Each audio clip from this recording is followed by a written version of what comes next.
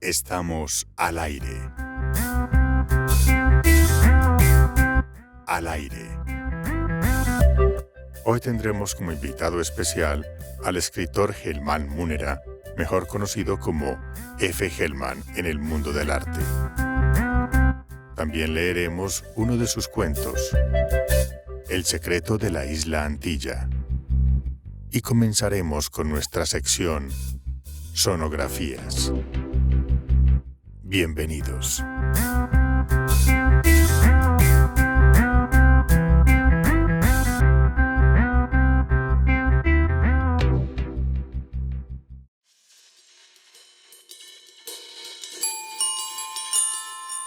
Presentación.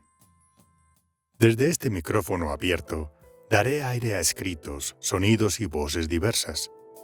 Sin más dilaciones ni engaños, a esto nos dedicamos yo y mis múltiples personalidades, fruto de mi más pura estirpe humana. De la peor parte, puedo decir. Sin embargo, algo bueno se saca de todo ello.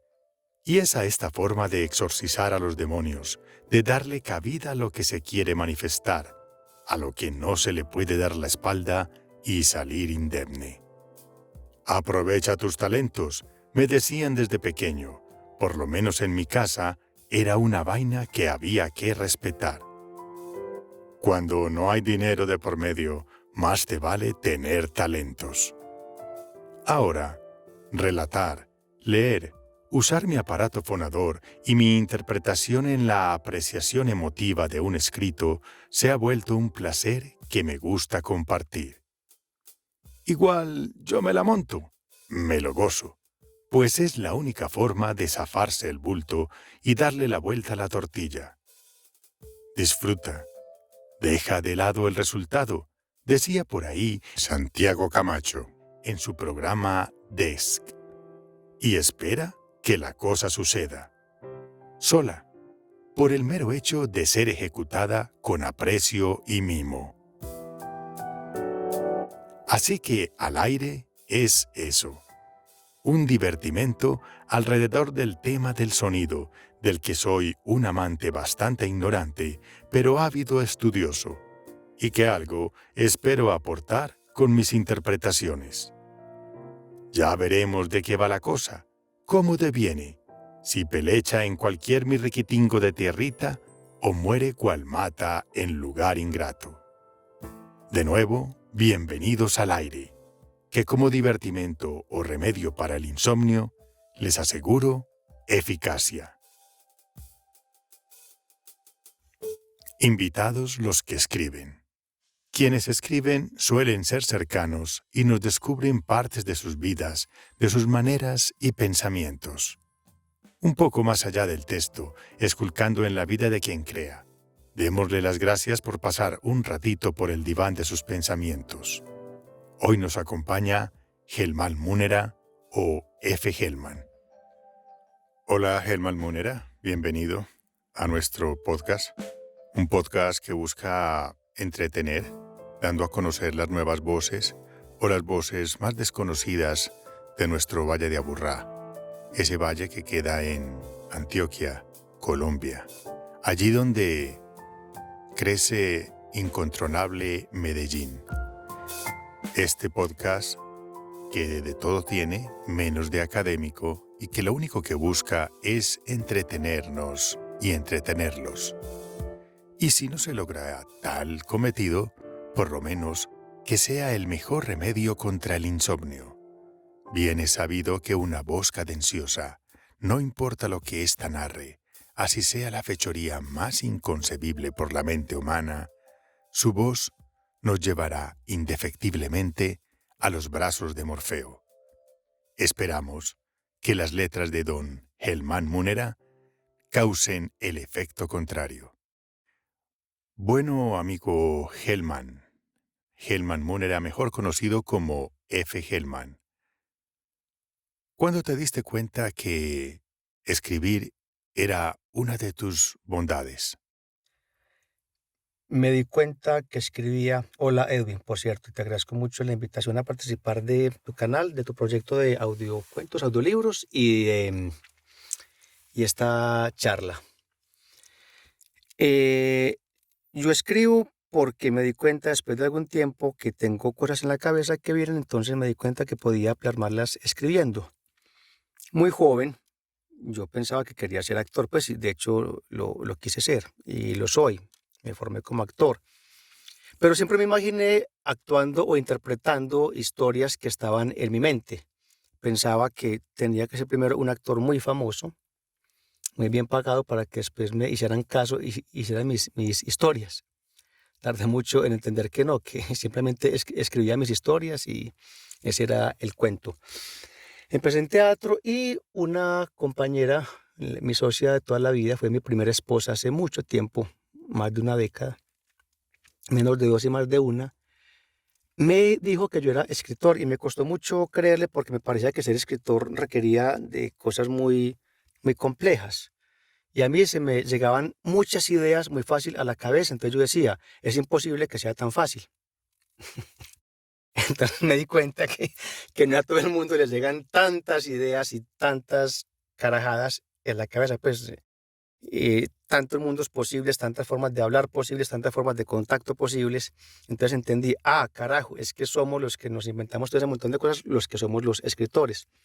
Entonces mis compañeros de teatro, en la última década del siglo pasado, me dijeron que era escritor y me encargaron la tarea de escribir historias nuevas. Entonces, en teatro, por casi dos décadas y media, no sé por qué estoy dando el tiempo en décadas, no importa. En teatro, por dos décadas y media, dediqué a escribir obras originales. Todo lo que he montado en teatro en estas dos décadas siempre ha sido original. Nunca he montado a otros autores y luego tuvimos que migrar, tuvimos pues por condiciones del mercado, a la producción audiovisual. También me tocó afrontar la parte de crear historias. Y bueno, entonces fue algo que siempre quise hacer y que me lo terminé por encontrar en el trabajo. Entonces inicié escribiendo teatro, luego audiovisuales, televisión, seriados y pues con tanta cosa encima dije, no, pues mezclemos y se me ocurrió escribir cuento alguna vez. ¿De qué escribo? No sé, porque son cosas tan diversas. Ficción de la historia, ciencia ficción, algo pues basado en la ciencia, algo de misterio, algo de cuento erótico, que escribo lo que se me antoja, lo que me pasa por la cabeza. Nunca investigo para escribir. Escribo es de lo que conozco. Entonces no es que encuentre un tema y me ponga a investigar sobre ese tema, como la pelea del perro y el puerco espín de Monterroso. Eso se llamaba Leopoldo y sus obras, un escritor que nunca terminó un cuento porque se pasó toda la vida investigando. No, no hago eso. Sino que, bueno, me toca explicarlo. Una parte de mi trabajo ha sido escribir por pedido para empresas que necesitan llevar sus contenidos a un público. Entonces me ha tocado trabajar con empresas en muchos campos. Minería, servicios, ingeniería, comida, construcción, salud. Entonces me ha tocado enterarme de muchos temas a lo largo de mi trabajo. Entonces simplemente me entero de tantos tópicos que me antojo de mezclarlos y escribo de esas cosas que están en mi cabeza. Entonces nunca investigo para escribir. De pronto, un par de fechas, el nombre de un barco, el nombre de un clavo, el nombre de un arma, un lugar correcto para una hemorragia que duela mucho o algo así, lo digo en serio. Cuando hago cosas de, no, sí, sí, sí, pero tengo un par de series de acción y me gusta que hayan muertes catastróficas y con efectos anatómicos, que es muy fácil de consultar. Entonces consulto solo un que otro tópico, pero en general escribo eso, lo que tengo en mi cabeza y de tantos temas que no sé de qué escribo finalmente, es eso. Bueno, pues esperamos con ansias esos 3 cuentos que usted nos va a compartir, cuentos que ya han sido premiados, y si se es dable, si es posible, el autor quiere, y nuestros escuchas lo piden, pues sería muy interesante tener otros cuentos de su larga cosecha. A propósito, ¿cómo ha sido su experiencia con el mundo editorial? ¿Han tenido buena acogida sus escritos? El mundo editorial no lo he explorado porque la mayor parte de mi trabajo ha sido en las artes escénicas y en la industria audiovisual. Casi todo lo que he escrito ha sido para piezas de teatro. La mayoría pues se han hecho por pedido, entonces arranco con un pedido inicial. Entonces casi todo lo que he escrito ha sido interpretado. Igual también con audiovisuales. Entonces es de ahí donde he logrado colocar mis creaciones. En la industria editorial, las veces que he sido publicado ha sido por publicaciones, resultado de premios en los que he participado. Creo que he tenido en total 3 menciones o 3 premios en concursos de literatura donde he sido publicado, y la última vez fue con un grupo de compañeros en un taller de escritores dirigido por el novelista colombiano Álvaro Pineda. Trabajamos un tiempo, tal vez del 2008 al 2010, reunidos en la sede de Fernando González, en otra parte en Envigado. Tuvimos un taller literario y como resultado de ahí hicimos una publicación hicimos una antología de varios cuentos que fueron resultado del taller. Ese ha sido más o menos mi recorrido de lo impreso. ¿Cree usted que estos nuevos medios digitales que permiten autopublicarse son un buen medio para llegar a nuevos públicos? En el entendido de que estas páginas distribuidoras no tienen la misma fuerza que podrían tener las grandes distribuidoras como Alfaguara o Mondadori. Pues tengo que aceptar que me falta una pizca de ese conocimiento, de ese marketing digital. Y veo que está tan aparentemente rápida la transición que no soy capaz de adivinar que va a venir en 2 años. No sé si a alguien se le va a ocurrir sacar audiolibros que vengan dentro de un libro que se abra para evocar algo del pasado. No sabría si se haga así, si se, si se siga transmitiendo a través de páginas o aplicaciones que se lean en nuestros smartphones, o si a alguien se le ocurra otra vez volverlo concreto a través de un objeto que hable o que lo transmita, algo así. No soy capaz de imaginármelo. Sí sé y he visto que al menos en mi país, en nuestro país, en Colombia, la gente se escucha mucho. Veo todo el tiempo en la calle, caminando, en el bus, en el taxi, en el metro, gente con audífonos escuchando algo que está sonando, o música, o entrevistas, o programas, o humor, o prensa. Y he visto siempre mucha aceptación de las historias dramatizadas, narradas. Entonces sé que ese camino puede volver, pues la humanidad ha escuchado por milenios, no creo que deje de hacerlo, pero me cuesta mucho visualizar cómo venga. Se va a volver cada vez más popular el audiolibro, se va a combinar con algo que lo potencie, con alguna imagen que haga que sea más visual o se transmita, o alguien hará esa mezcla rara que se me acaba de ocurrir. Sacar otra vez un objeto parecido a un libro que se abre y se escucha y nos lleva a esa otra cosa del pasado. Me cuesta trabajo imaginármelo, te lo juro, no sabría cómo va a seguir. ¿Qué opina un escritor de los audiolibros? ¿Piensa que son un sucedáneo de este? ¿Que son un subproducto similar a las adaptaciones cinematográficas?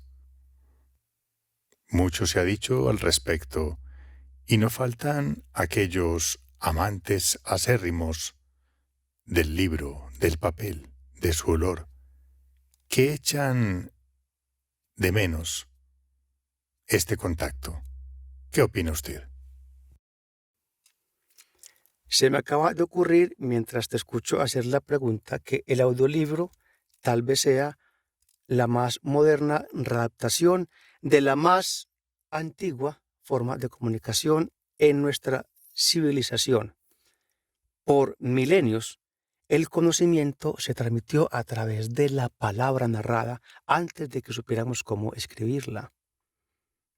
Fueron milenios de transmitir el conocimiento narrándolo, y fueron siglos de transmitir las historias con la voz. Se hizo así por siglos.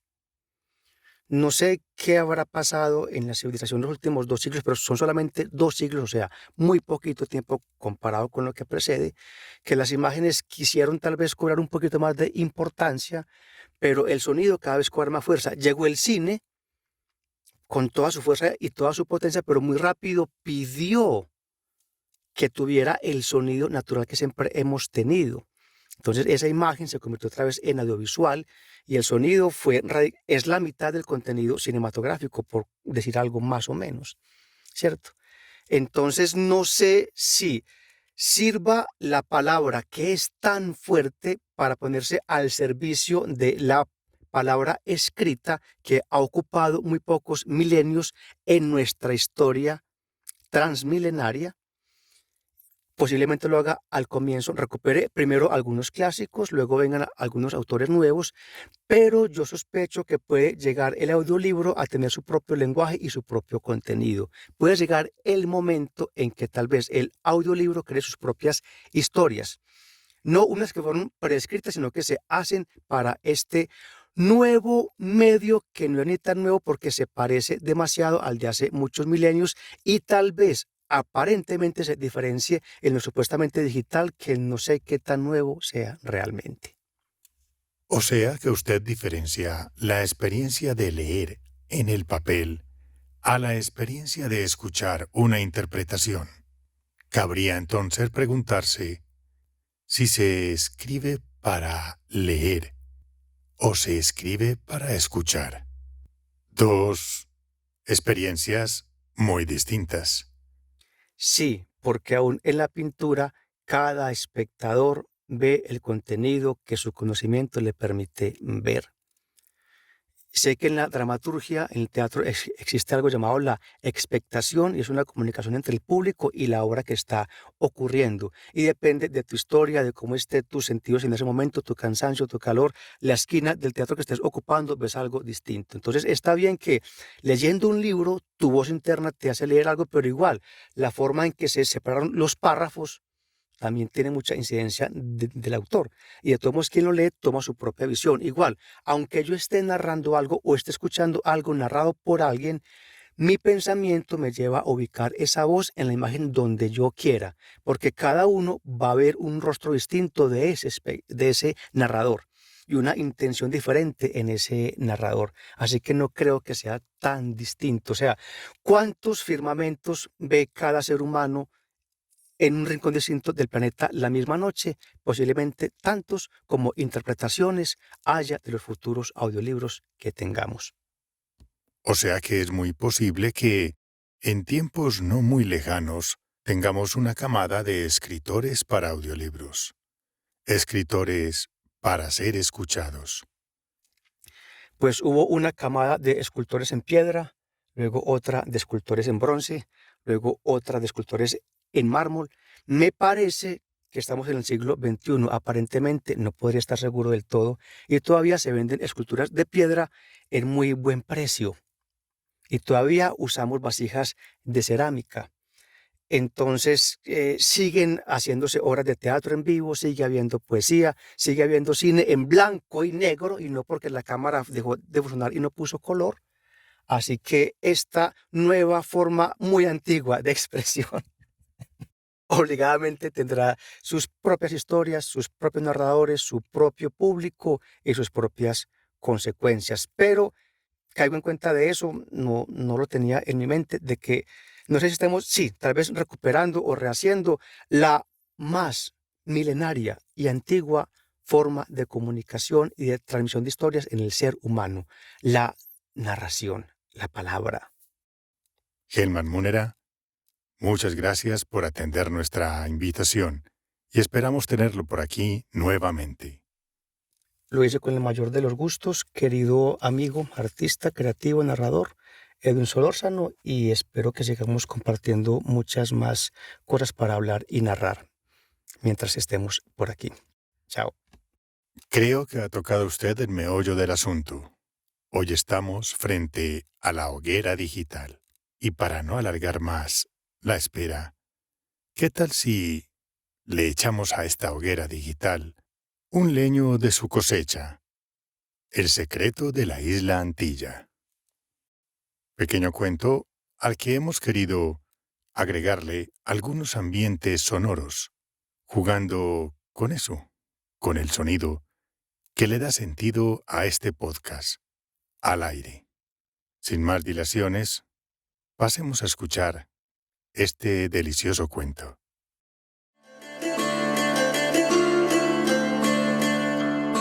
El secreto de la isla Antilla, de F. Hellman. Veniet annis, secula seris, quibus oceanus, vincula rerum lacet, et inges patetelus, difficique novus, de tegar orbes nesit, terris ultima thule. En los últimos años vendrán siglos en que el océano aflojará los vínculos de las cosas y se descubrirá una gran tierra. Y otro como Tifis descubrirá nuevos mundos y no será Thule la última de las tierras. Séneca, Coro de Medea.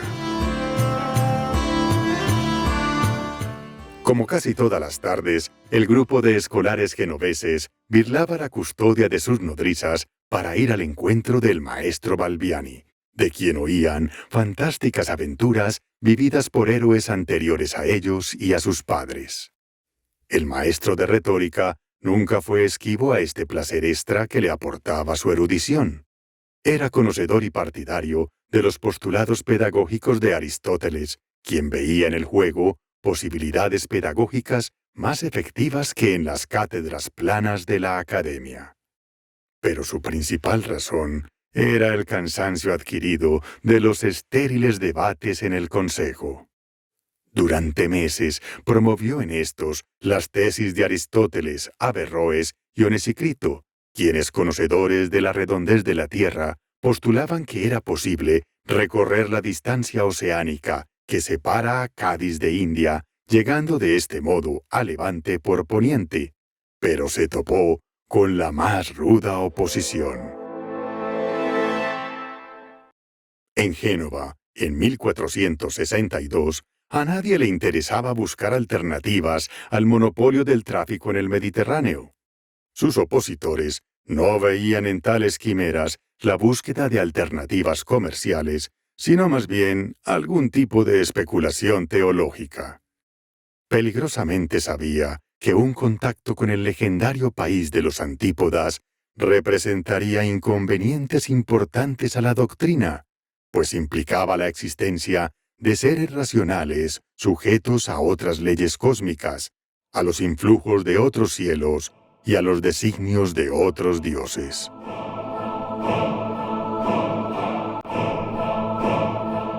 Estaba advertido de que quien promoviera la idea de su posible existencia, promovía la idea de la posible existencia de otro universo y otro Dios sin embajador en Roma. En realidad, el venerable Erasmo Balbiani no había mencionado a Antictoné, vino de otros, como el mismo Federico Viana, quien testimonió en su favor diciendo que había oído de un país legendario que se interponía entre Hispania y Sepanda. Ante el estupor de la audiencia, Federico había citado a San Isidoro de Sevilla. Existe otro continente, además de los tres que conocemos. Está al otro lado del océano, y allí el sol calienta más que en nuestras regiones. Fuera esta tierra, tal vez, la isla misma de las 7 ciudades, a la que partieron a evangelizar 7 obispos con todo y sus barcos en tiempos del rey Don Rodrigo, en el año 714 del nacimiento de Cristo. Así, esta tierra mítica se encargó de empantanar los asuntos debatidos ante los notables, quienes se vieron discutiendo posibilidades mágicas que no geográficas. El venerable maestro tan solo daba cuenta de las cosmografías de los antiguos, pero la tosudez de quienes se negaban a las evidencias lo animaba más a relatar historias a los hijos de los notables. Era el único público dispuesto a aceptar de buen tono dichas leyendas, con la ventaja de no mover a oposición en ningún gremio, pues los infantes, por su carencia de alma, eran incorruptibles. De todos modos, el venerable no expuso todo su conocimiento sobre el final del mar occidental. Se reservó el más grande e inaceptable de los secretos sabidos por él. No había en su ciudad, en ese tiempo, un genovés capaz de entenderlo. En la plazoleta del ayuntamiento se reunía el maestro Balbiani con sus infantiles iniciados, escapados por enésima vez del asedio de sus ancianas cuidadoras. Así, una tarde, escucharon cómo Eratóstenes comprobó que en Alejandría, durante el solsticio de verano, los objetos proyectaban sombra, mientras que en Siena, hacia el sur, ese mismo día, ningún objeto proyectaba sombra al mediodía, y era tal la perpendicularidad del sol respecto del suelo, que éste podía verse reflejado en el fondo de un pozo profundo. De este modo, dedujo la curvatura de la Tierra, y conociendo el ángulo de la sombra en Alejandría y la distancia hasta Siena, determinó que la Tierra mide en su circunferencia 51 veces y 27/64 la distancia entre estas dos ciudades. Con fingido misterio les narró. Con estas mediciones, pudo Carlomagno corroborar las proporciones en unos mapas llegados hasta él, en los cuales se describía un mundo de dimensiones similares, donde se veían todos los continentes conocidos: Europa, Asia, África, la Atlántida y el país Antípoda. Este último queda al otro lado del mundo y está habitado por hombres de una piel gruesa y gris que los protege de la cercanía del sol, pues en este continente el sol calienta tanto como asegura San Isidoro. Además, tienen la propiedad de caminar invertidos y pese a estar en la parte inferior del mundo, permanecen pegados a la tierra y no caen en el abismo de la esfera celeste.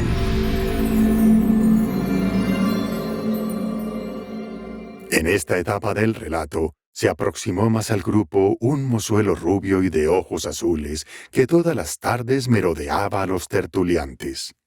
Llevaba semanas escuchando desde el límite del alcance de la voz de Erasmo las novísimas historias.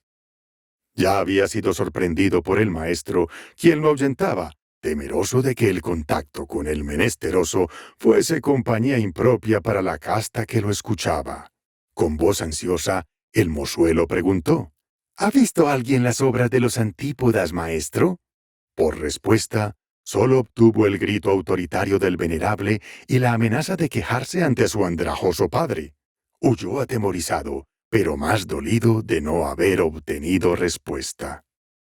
El padre del mozuelo rubio no era tal andrajoso, pero sí bastante pobre. Era un modesto lanero que ostentaba el cargo de Magister Testor Panorum, de nombre Domenico, casado con una Susana Fontana Rosa. Completaba su exiguo salario de tejedor cumpliendo de tabernero cerca de la Puerta Oriental, y había establecido su taller en una callejuela de la ciudad. Castigó al hijo entrometido delante del maestro, quien antes de partir le dijo: Toda obra conocida de los Antípodas no son más que extrañas tallas que llegan a las Azores, impulsadas por los vientos venidos de Occidente. Esta respuesta le hizo olvidar el dolor de los azotes, pues el mozuelo no hizo su pregunta por ignorancia. Ocurrió que un marino portugués, cliente de su padre, en una ocasión que recogía un lote de paños, le regaló a éste un tronco que había recogido en la Isla Tercera, antes de la Isla Madera. Era uno de tantos que llegaban a las playas occidentales de las Azores, sin que nadie se explicara su procedencia ni las trazas geométricas talladas en su corteza. Dicen que vienen del fin del mundo. Algunos prometen riquezas para quien llegue hasta allí. Se burló Domenico, y el portugués respondió como todos los marinos cuando alguien hablaba de adentrarse en el océano occidental: «Quien va al cabo de Non, o tornará o non». Este tronco sin importancia para el lanero tejedor había seducido a su primogénito, embrujado por el extraño animal de largos colmillos que había sido dibujado en talla, coronado por encima y por debajo por rombos con un círculo en la mitad. Una semana después, volvió a merodear al maestro y a los hijos de los notables, pero esta vez, con pasos de conquistador, llegó hasta el centro de la tertulia y le preguntó a Balbiano: ¿Tallas como esta, maestro? Después de un largo silencio, donde se tomó un tiempo para modular su emoción, el venerable respondió: "Eh, ¿Cómo esa, mi adorado hijo?". La adoración llegó hasta negociar con Domenico una excusa por haber rechazado a un alumno tan brillante y ofrecerle su recomendación para que desde ese momento ocupara el cargo de guardián de la Puerta de Olivella, al que por tanto tiempo se había postulado.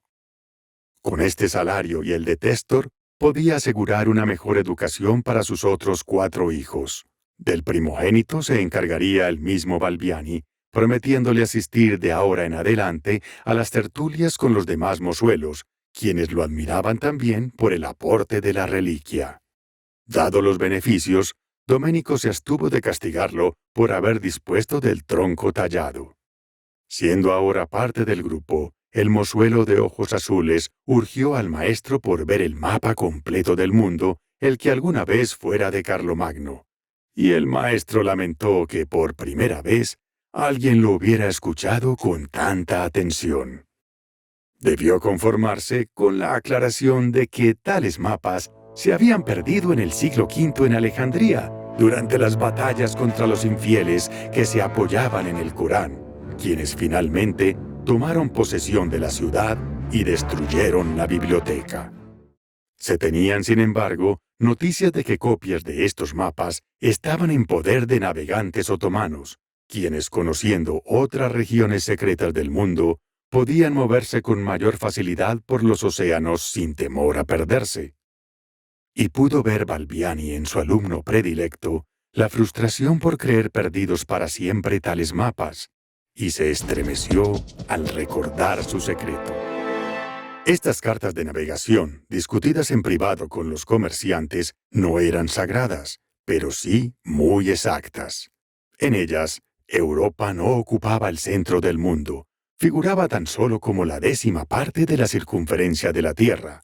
Se describía el contorno del país antípoda y se ilustraba un océano inverosímil después de este, tan ancho como la mitad del mundo antes de llegar a Cathay. La prudencia sugirió ocultarlas y principalmente no mencionarlas.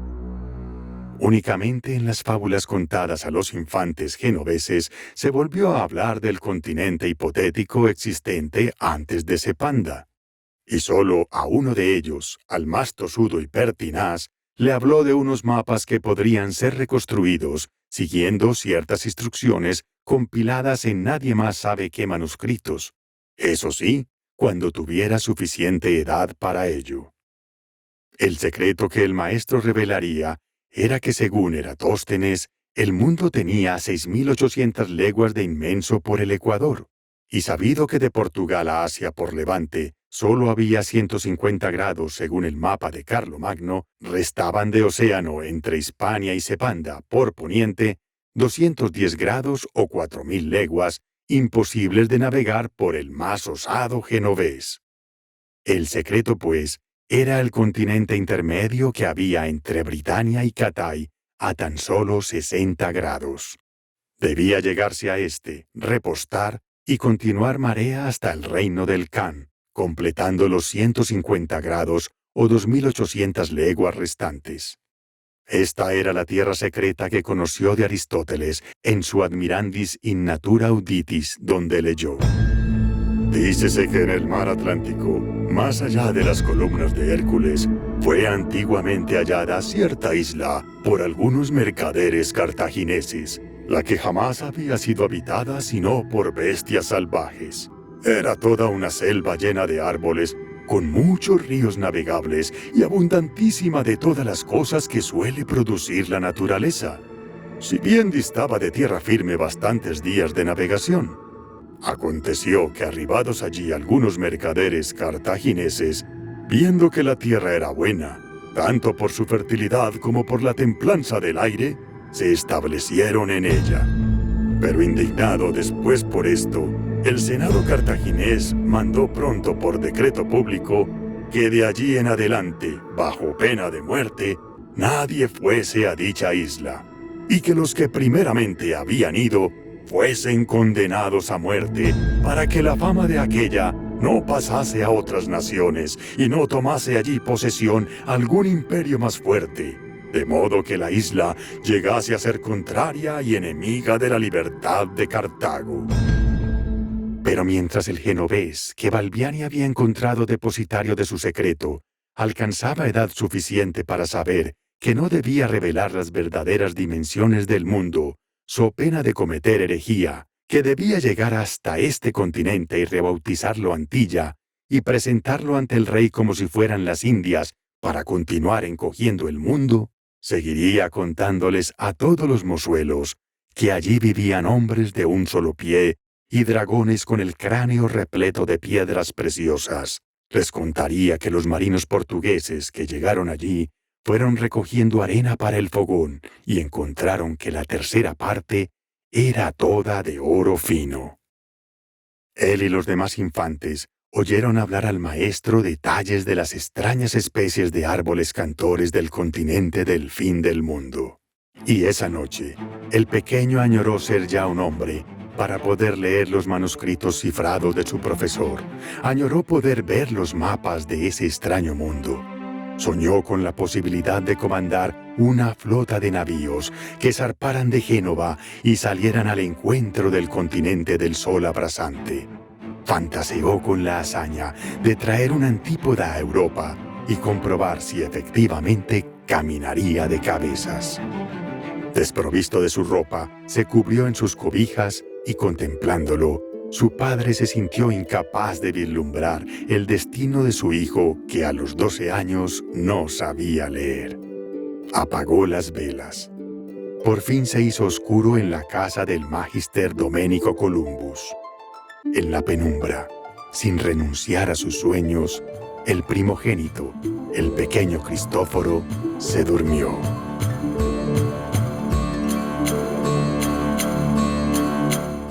Narración: Edwin Solórzano Pareja. Producción: Estudio de Voces Alas. Volamos tu imaginación. Sonografías. Sonidos que nos habitan en la vigilia y el sueño. Siempre están ahí, al punto que ya son paisaje, ambiente, música de ascensor, supermercado. Sin embargo, esas ondas hacen parte de nuestro acervo humano. Para algunos serán familiares, para otros evocadoras, pero siempre serán algo. Sonografías pretende invitar al atisbo de pequeños sonidos que hacen parte de nuestra banda sonora y hacerlo palpable en los comentarios. Y la llamo sonografía, pues es el sonido quien pinta la escena. Una instantánea de algo que suena y reclama con su vibración particular, una presencia que le da sentido a su existencia y a la nuestra. Es un juego al que te invito. Escucha, en donde no hay más reglas que tu propia percepción.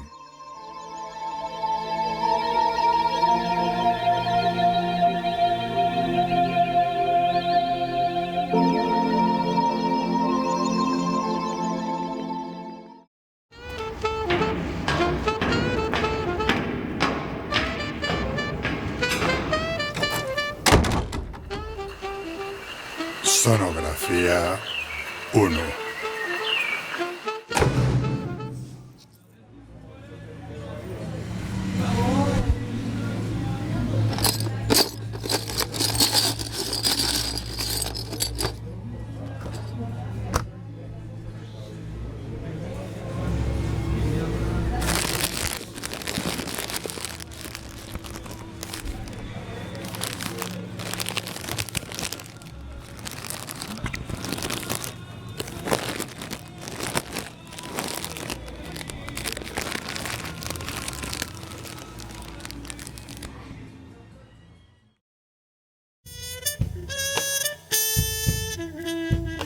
Y este, de nuevo, es el final antes del nuevo episodio, amigos y amigas.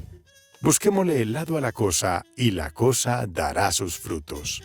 Nos vemos. Porque si algo ha quedado claro en este episodio 2, es que los sonidos son imágenes.